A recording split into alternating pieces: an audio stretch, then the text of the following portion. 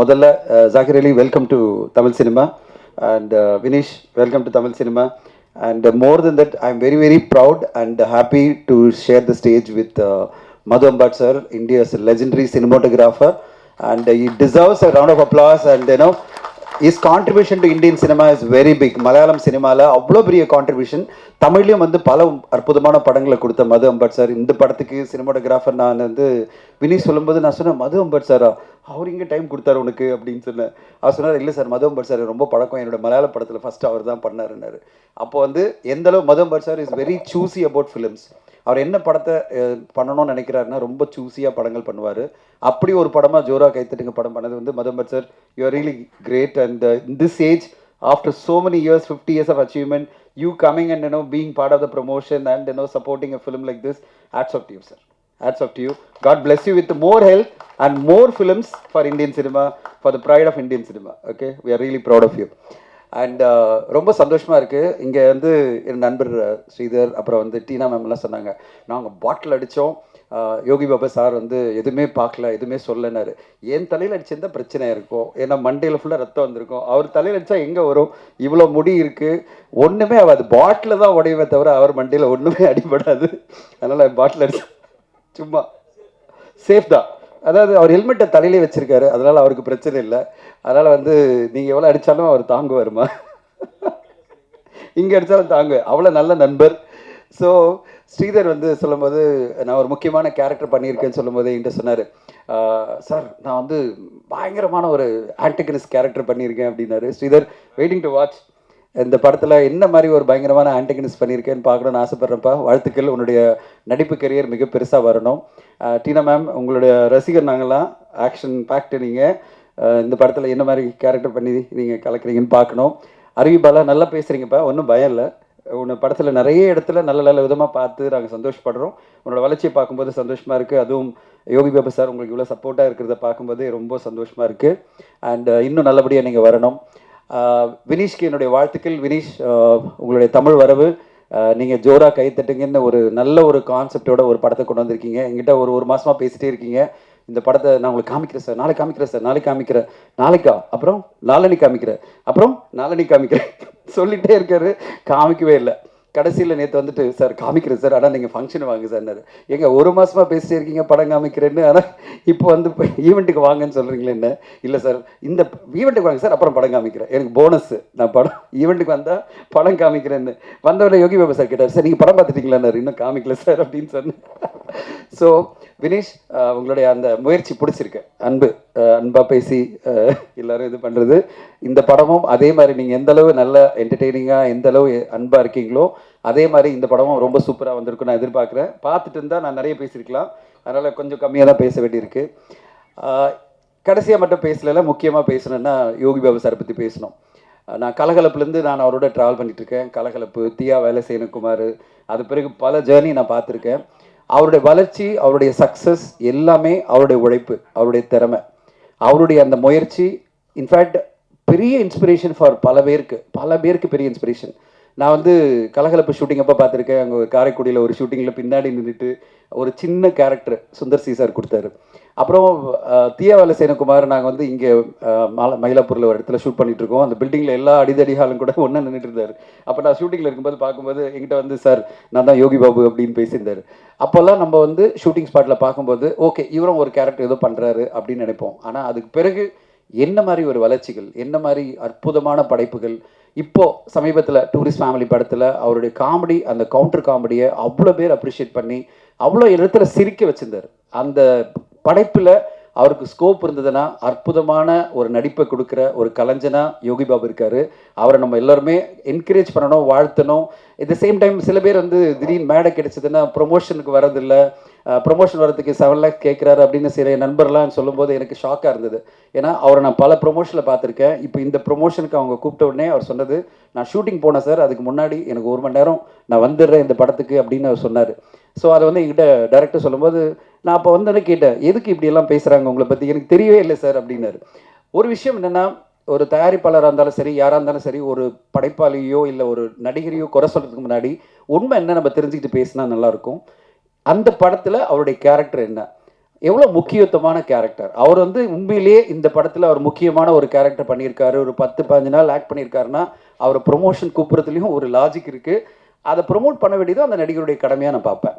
இந்த படத்தில் அவர் தான் ஹீரோ. 25 நாள் 30 நாள் நடிச்சிருக்காரு. அப்போ ப்ரொமோஷன் வர்றதுன்றது அவருடைய கடமை. அது வந்திருக்காரு. அப்படி இல்லாமல் அவரை பல படங்களில் நான் பார்த்துருக்கேன். கேமியோ நான் படங்கள் பார்த்துட்டு இருக்கிறதோடு சொல்கிறேன்.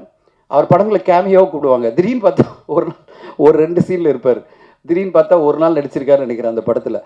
அந்த படத்தினுடைய ப்ரொமோஷனுக்கெல்லாம் அவர் வந்து உட்காரணும்னு நினச்சிக்கிறது எந்த அளவு நியாயம்னு எனக்கு புரியல. ஸோ ப்ரொமோஷன் வரதில்லை யோகி பாபு அவர்கள். அவர் வந்து பாஸ் கேட்குறார் ப்ரொமோஷன் வர்றது அப்படின்னு சொல்லிட்டு ஒரு ராங்கான அலிகேஷன் பண்ணும்போது அவர் ப்ரொமோஷன் வரனால பயப்பட வச்சுருவாங்க போல இருக்கு. இப்படியெல்லாம் பேசக்கூடாதுன்றது என்னுடைய தாழ்மையான வேண்டுகோள். உண்மையை தெரிஞ்சுக்கிட்டு பேசுங்க. உண்மையிலேயே அவர் அந்த படத்தில் என்ன கேரக்டர் பண்ணியிருக்காரு, எத்தனை நாள் நடிச்சிருக்காரு, அவர் ப்ரொமோஷனுக்கு ப்ராப்பராக இன்வைட் பண்ணாங்களா, அதெல்லாம் இன்வைட் பண்ணி அவருடைய டேட் வாங்கினாங்களா? ஏன்னா ஒரு நடிகர் வந்து தொடர்ந்து படங்கள் பண்ணிட்டு இருக்கும்போது 10-15 படங்கள் பண்ணிட்டு இருக்கும்போது ஒரு டேட் முன்னாடியே வாங்கணும் ப்ரொமோஷனுக்கு. அந்த டேட்டை வாங்கின பிறகு அவர் வரலன்னா ஏன் வரலன்னு கேட்குறதுல எல்லா நியாயமும் இருக்குது. அது இல்லாமல் சகட்டு மேடிக்கு மேடை கிடைச்சதுன்னு சொல்லிட்டு ஒரு கலைஞனை எந்த விதத்திலையும் பாதிக்கக்கூடாதுன்றது என்னுடைய தாழ்மையான வேண்டுகோள். ஊடக நண்பர்கள் எல்லோருமே அவருக்கு இந்த புரிதலோட அவருக்கு சப்போர்ட் பண்ண நான் எதிர்பார்க்குறேன். அவரோட அடுத்த படம் நான் பண்ணுறதுக்காக இதெல்லாம் நான் பேசலை. உண்மை பேசணும். எப்பவுமே ஒரு கலைஞரை ஹர்ட் பண்ணுற மாதிரி, அதாவது காயப்படுத்துகிற மாதிரி நம்ம வார்த்தைகளை சொல்லிட்டு அவர் ஏதோ எல்லா படங்களுக்கும் ஏதோ துரோகம் பண்ணுற மாதிரி, ஏதோ ப்ரொமோட் பண்ணாமல் எல்லா படங்களும் இது பண்ணுற மாதிரிலாம் பேசுறது என்னை பொறுத்தவரைக்கும் ஏற்றுக்கவே முடியாது. நான் அவர்கிட்ட வந்து காற்றின் மொழி ஒரு படத்தில் வந்து திடீர்னு ஒரு டிஸ்கஷன் போது சொன்னாங்க, சார் அவர் ஒரு கேமியோ பண்ண சொல்லலாம் அப்படின்னும் போது நான் ஃபோன் பண்ணி சொன்ன உடனே சொன்னார், சார் எப்போ சார் வந்துடுறேன் சார், ஷூட்டிங் ஈவினிங் வச்சுக்கலாமா சார், வந்து ஆஃப் டே இல்லை ஃபுல் டே இருந்து என் கூட ஷூட்டிங் பண்ணி முடிச்சு போயிட்டு மறுநாளே வந்து டப்பிங் பண்ணி கொடுத்துட்டு அப்படியே போயிட்டார். ஸோ நம்ம கூப்பிட்டா போகிறோம், நம்ம கரெக்டான கேரக்டராக அது இருந்தாலே போகிறோம். அப்போ அந்த படத்தினுடைய ப்ரொமோஷன் நாங்கள் யோகி பாபு சார் வாங்கன்னு கேட்குறது நியாயமே கிடையாது. ஏன்னா அது ஆஃப் டே 1 டே வந்துட்டு போனார், ஒரு 2 சீன் வந்துட்டு போனார்ன்றதுக்காக நீங்கள் ப்ரொமோஷனில் வந்து காட்டுச்சு பண்ணுங்கன்றது எந்த வகையில் நியாயம்? அந்த மாதிரி நம்ம படைப்பில் எந்தளவு அவருடைய இன்வால்மெண்ட் இருக்கோ அதுபடி அவருடைய டேட்டு கேட்குறதும் ப்ரொமோஷனில் பார்ட்டிசிபேட் பண்ண சொல்கிறதும் நியாயமான விஷயமா இருக்கும். நம்ம ஊடகங்கள் எல்லோருமே அவருக்கு அந்த வகையில் புரிதலோட சப்போர்ட்டாக இருக்கணுன்றது என்னுடைய கோரிக்கை. இந்த படம் 16ஆம் தேதி வருது. அண்ட் 16ஆம் தேதி ஒரு ஆச்சரியமான விஷயம் என்னென்னா 3 கலைஞர்களும் காமெடினாக இருந்து இன்றைக்கி அவங்க ஹீரோ நடிக்கிற படங்கள் வருது. ஒன்று வந்து சந்தானம் சாரனுடைய டிடி நெக்ஸ்ட் லெவல் அப்படின்ற படம், இன்னொன்று வந்து சூரிய சாரனுடைய படம் மாமன் வருது. அட் த சேம் டைம் நம்முடைய யோகி பாபா சாரனுடைய படம் காமெடியனாக இருந்து அவர் ஒரு மெயின் ப்ரொடகனிஸ்டாக இருக்கிற ஜோரா கைத்தட்டு படமும் வருது. 3 காமெடியன்களுடைய படம் ஹீரோவா, காமெடியன் சொல்லாமல் 3 காமெடியன் ப்ரொடகனிஸ்டாக நடிக்கிற படம் 3 படங்கள் வருது இந்த 16ஆம் தேதி. கண்டிப்பாக தமிழ் சினிமா ஆடியன்ஸ்க்கு ஒரு மிகப்பெரிய என்டர்டெயின்மெண்ட் காத்திருக்குன்னு நினைக்கிறேன். 3 படமும் சிறப்பாக வெற்றி அடையணும்னு எதிர்பார்க்குறேன். ஒரு விஷயம் மட்டும் சொல்கிறேன். ஒருத்தர் சொன்னார், எடிட்டர் சொன்னார், 6-7 பேர் வந்தாங்க, 6-7 பேர் வந்து எல்லாமே யோகி பாபு சாருக்கு வந்து நாங்கள் டேட் வாங்க போகிறோம், நாங்கள் படம் பண்ண போகிறோன்னு. யோகி பாபு சார் ஒன்று சொல்கிறேன், எங்கிட்ட வந்து தமிழ் ஃபிலிம் ஆக்டிவ் ப்ரொடியூசர் அசோசியேஷனில் டீட்டெயில்ஸ் அனுப்புவாங்க யாரெல்லாம் நடிக்கிறாங்கன்னு. பல ப்ரொப்போஸில் பார்த்தா யோகி பாபு ஹீரோன்னு போட்டிருக்கோம். நான் வந்து கேட்பேன், டேட் வாங்கிட்டீங்களா அப்படின்னு சொல்லிட்டு. ஸோ அந்தளவு உங்களுக்காகவே பல கதைகள் உருவாகிட்டு வருது. பல இயக்குநர்கள் உங்களை நம்பி உங்கள் மூலமாக லான்ச் ஆகி அவங்களுக்கு ஒரு கரியர் கிடைக்காதான்னு காத்துட்ருக்காங்க. இந்த மாதிரி நிறைய படைப்புகள் வரணும். அந்த சேம் டைம் ஹீரோ நடிக்கும்போது கொஞ்சம் கம்மியாக சம்பளம் வாங்கிக்கணும்னு கேட்டுக்கிறேன். நீங்கள் காமெடியில் பண்ணும்போது பர் டேக்கெல்லாம் கொஞ்சம் எக்ஸ்ட்ரா வாங்கிக்கிங்க, ஒன்றும் ப்ராப்ளம் இல்லை. உங்களை நம்பி ஹீரோவாக ஒரு படம் நாங்கள் பண்ணோம்னா எந்த ப்ரொடியூசர் பண்ணாலும் சார் கன்செஷன் சார் அப்படின்னு சொல்லுங்கள். என்கிட்ட எஜே சூர்யா சார் உதவி சொல்லியிருக்காரு, அதை உங்களுக்கு நான் சொல்லிடுறேன்.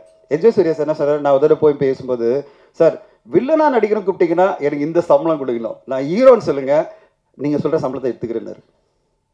சரியா சார், ஏற்றுக்கிறீங்களா சார்? இங்கே இருக்கிற இந்த இது மூலமாக எல்லாரும் சொல்கிறேன், கிளியர் கட்டாக அவர் சொல்கிறாரு, யோகி பாபு சார் என்ன அனௌன்ஸ் பண்ணியிருக்காருன்னா, என்னை ஹீரோவாக படத்தில் வச்சிங்கன்னா நீங்கள் ஃபிக்ஸ் பண்ணுற சம்பளத்தை நான் நடிக்கிறேன்னு சொல்லியிருக்காரு. எல்லா தயாரிப்பாளர்களும் வரப்பிரசாக நான் பார்க்குறேன்.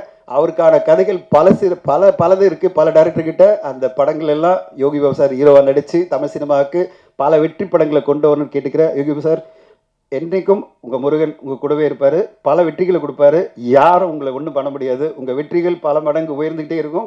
இன்னும் பல வருஷங்கள் கொடி கட்டி பரப்பிங்கன்னு வாழ்த்து சொல்கிறேன். இந்த படம் ஜோரா கையை தட்டணும், எல்லா மக்களும் கைத்தட்டி ரசித்து மிகப்பெரிய வெற்றி படமாக மாற்றுவாங்கன்னு எதிர்பார்க்குறேன். அண்ட் வாய்ப்பு கொடுத்ததுக்கு நன்றி. ஊடக நண்பர்கள் அனைவருக்கும் மிக்க நன்றி. Thank you so much. முதல்ல நன்றி சொன்னேன்னா இந்த படத்தோட தயாரிப்பாளர் சார், நன்றி சார். என்ன ரொம்ப கஷ்டப்பட்டு இந்த படத்தை பண்ணார். என்னால் இல்லை, அவர் ஃபைனான்ஸ் ரீதியாகவும் எல்லா விதத்துலேயும் ரொம்ப கஷ்டப்பட்டு அந்த படத்தை பண்ணார். அதுக்காக இந்த படம் ஓடணும் சார். கண்டிப்பாக சப்போர்ட் பண்ணுவோம் கடவுள் உங்களுக்கு. அடுத்து வினேஷ் சார் டைரக்டர். அவர் சொன்னார் கரெக்ட், உண்மை. 15 வருஷத்துக்கு முன்னாடி தீக்குளிக்கும் பச்சை சார். வாங்க சார்.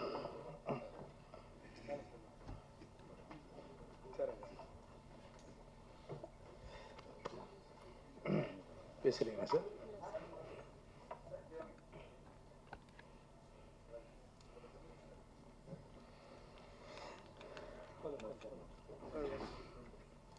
வணக்கம் சார்.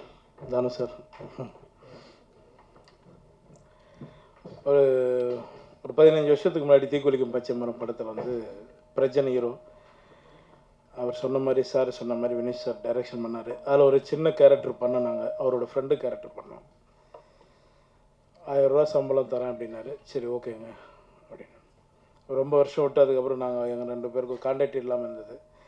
ஒரு 5-6 வருஷத்துக்கு விட்டு ஒரு ஃபோன் வந்தது. அந்த வாய்ஸ் கேட்டு தான் நான் வந்து பேர் கூட கேட்காம வினீஷ் சார் எப்படி இருக்கீங்கன்னு ரொம்ப ஷாக் ஆகிட்டார். ஏன்னா நான் பழசை மறக்க மாட்டேன். நமக்கு 1 ரூபா 2 ரூபா கொடுத்துருங்க, நான் மறக்க மாட்டேன். அதுக்கப்புறம் நான் பேச ஆரம்பித்தேன். பேசி வாங்க சார் நேரில் மீட் பண்ணலாம் அப்படின்னு. ஒரு 5 நிமிஷம் தான் லைன் சொன்னார். அவரோட பிரச்சனையும் சொன்னார். ஓகே படம் பண்ணலாம் சார், நீங்கள் படம் ஸ்டார்ட் பண்ணுங்க அப்படின்னு. பண்ண படம் தான் இந்த படம். இந்த படத்தில் நடித்த எல்லாருக்குமே நான் நன்றி தெரிவிச்சுக்கிறேன். மேடம் உங்களுக்கும், அப்புறம் அறிவு பாலா, சாந்தி அக்கா, நிறைய பேர் இருக்காங்க. மது அம்பட் சார் வந்து அவர் சார் சொன்ன மாதிரி அவருக்கு வயசாகலைங்க இன்னும். எனக்கு ஒரு கதை சொல்லியிருக்காருங்க, டைரக்ட் பண்ண போகிறாரு. சொல்லிவிட்டேன் சார், சாரி சார் உங்களுக்கு தெரியாமல். ஒரு சரியான கதை சொல்லியிருக்காரு, சூப்பர் கதை சொல்லியிருக்காரு. அந்த படம் சீக்கிரம் நானும் சாரும் கண்டிப்பாக பண்ணுவோம். தனஞ்சயன் சார் உங்களுக்கு ரொம்ப நன்றி சார். சார் உங்களுக்கு ரொம்ப நன்றி. ஏன்னா பயங்கர சப்போர்ட் பண்ணியிருக்காங்க இந்த படத்துக்காக. இந்த படம் ரிலீஸ் பண்ணுறதுக்கு தானு சாரும் தனஞ்சயன் சாருக்கும் நான் நன்றி தெரிவிச்சுக்கிறேன். சார் சொன்ன மாதிரி சார் நான் எங்கே சார் சம்பளம் ஃபிக்ஸ் பண்ணுறேன்? என் சம்பளம் தான் வெளியில் இருக்கிறவங்க எல்லோரும் ஃபிக்ஸ் பண்ணுறாங்க சார். என் சம்பளம் எனக்கு எவ்வளோன்னு தெரியாது சார். அந்த சுச்சுவேஷனில் தான் போயிட்டுருக்கேன். நீங்கள் சொன்ன மாதிரி நாங்கள் எல்லாம் சம்பளம் கம் பண்ணுறோம் சார். நீங்களே அனுப்புங்க சார், யார் ஒன்றாலும் அனுப்புங்க, நல்ல கதை கேட்டு அனுப்புங்க. சொல்கிற சம்பளத்தை நீங்களே வாங்கி கொடுத்துருங்க. அதை கேட்டால் தான் இங்கே எதிரி ஆயிரும். அதான் உண்மை. இப்போ நம்ம வந்து நேற்று முந்தா நாள் வரல, யார் வேணாலும் என்ன வேணாலும் பேசுகிறாங்க. என் அசிஸ்டண்ட்டு என்கிட்ட ஒரு 3-4 வருஷமாக ஒர்க் பண்ண ஒரு தம்பி ஒருத்தன் ஹீரோவை பண்ண போகிறேன்னு சொன்னான். ரொம்ப நல்ல விஷயம் போய் பண்ணுறா போட அப்படின்னா. ஆனால் அதில் 2 நாள் ஒர்க் பண்ணலாம்ண்ணா, நீங்கள் எனக்கு ஒரு வாய்ப்பு கொடுத்தீங்கன்னா அது நல்லாயிருக்குண்ணா அப்படின்னா. சரி ஓகேடா, நான் எவ்வளோ பேருக்கு போகிறோம் வாடா அப்படின்னு சொல்லி பண்ணேன். அந்த படத்துக்கு தான் நான் 7 லட்சம் கேட்டேன், 8 லட்சம் கேட்டேன்னாங்க. இது என் படம், நான் தான் வரணும், இல்லைன்னா தப்பு, நீங்களே நான் தப்பாக எழுதுங்க. இது என்னோட படம். எனக்கு அவங்க சொன்னாங்க, நாங்கள் வந்துட்டோம். நான் சொல்லிட்டோம்மா, இன்றைக்கி பெரியவங்க இருக்காங்க, அவங்க இதில் சொல்லட்டோம்மா. எனக்கு எவ்வளோ பேர் பணம் தரணும் தெரியுங்களா? லிஸ்ட் எடுத்து கொடுக்கட்டுங்களா? உங்களால் வாங்கி கொடுக்க முடியும்னா சொல்லுங்கள், நான் எடுத்து கொடுத்துறேன். ஏன் சார் உங்கள் லிஸ்ட் இருக்கான்னு என்ன கொடுக்குறோம், கண்டிப்பாக கொடுக்குறோம். இப்படி பேசாதீங்க. நாங்கள் சப்போர்ட் பண்ணி தான் நாங்கள் போயிட்டுருக்கோம். என்னை பொறுத்த வரைக்கும் நான் எல்லோரும் சப்போர்ட் பண்ணிகிட்ருக்கேன். இன்றைக்கி 50-60 கோடி சம்பளம் வாங்குகிற டைரக்டரும் கூட எங்கேருந்து ஆரம்பித்தாங்க நீங்கள் எல்லோரும் ஒரு முறை யோசிச்சிங்க, சரிங்களா? இந்த படம் ரொம்ப கஷ்டப்பட்டு, நான் ஜாஸ்தி பேசலை, எமோஷன் ஆகலை, அப்படியே ஃப்ரீயாக விட்டுருவோம். பேசுகிறவங்க பேசட்டும், கடவுள் பார்த்துக்குவோம், அவ்வளோதான். நான் எதுவும் பேசலைங்க. இந்த படத்துக்கு சப்போர்ட் பண்ணி இந்த படத்தை எப்படியாவது நீங்கள் தான் ஜெயிக்க வைக்கணும். உங்களோட ஆதரவு எங்களுக்கு வேணும். ரொம்ப நன்றி, எல்லாருக்கும் ரொம்ப நன்றிங்க. எனக்கு 6:30க்கு ஃப்ளைட்டு. நான் பெங்களூர் போனோம். அதனால தான் நான் 4:30 மணிக்கு போனேன்னு தான் ஒரு 1/2 hour எக்ஸ்ட்ரா இருக்கேன். ரொம்ப நன்றிங்க, எல்லாருக்கும் ரொம்ப நன்றி. Thank you thank you thank you. மேடையில் வீட்டிற்கும் மேன்மை தங்கியோர்களே, பத்திரிகை நண்பர்களே, தொலைக்காட்சி தோழர்களே, உங்கள் அனைவருக்கும் என் பணிவான மாலை தமிழ் வணக்கத்தினை மகிழ்வோடு தெரிவித்துக் கொள்கின்றேன். ஜோரா கையை தட்டுங்க படத்துடைய முன்னோட்டமும் பாடல்களும் நான் ஏற்கனவே கண்டு கழித்து பேருவகை கொண்டேன். நீங்கள் இப்பொழுது பார்த்திருப்பீர்கள், கண்டு கழித்திருப்பீர்கள். எல்லாருக்கும் நல்லவனாகத்தான் தம்பி யோகி பாபு இருக்கிறாரு. எந்த சூழ்நிலையிலும் நான் ஒரு ஃபோன் பண்ணால் என்ன செய்யணுன்னுவார். இந்த ப்ரொடியூசருக்கு ஒரு நாள் எக்ஸ்ட்ரா டேட் கொடுப்பான்னு, காசே வாங்காத பண்ணுறேன்னாரு. அப்படிப்பட்ட ஒரு நல்ல ஒரு மனித தம்பி. அப்படிப்பட்ட ஒரு மனது உங்களுக்கு எந்த காலத்துலேயும் மனச்சோர்வு வரக்கூடாது, எந்த சூழ்நிலையும். ஏன்னா திரையுலகுக்கு நீ அவசியம் தேவை.